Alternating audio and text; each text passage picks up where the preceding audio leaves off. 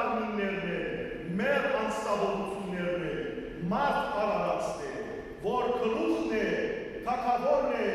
թագուհին է ամբողջ աստվածային ստեղծագործության։ Եվ բոլորիս այսօր մեր դերը ուզեր գիտակցության հրավիրել, որ այս մարմինները, այս անձնավորությունները մեզի չեն պատկանում, այլ Աստծո պատկանում։ Այսօր մեր սրտերեն, մեր ներսի աշխարհեն դուրս պետք է հանել ամեն տեսակ խավարային ուժեր, դուրս պետք է վտարել մեր կյանքերեն, մեր սրտերեն, մեր խորհուրդներեն ու մտքերեն ամեն տեսակի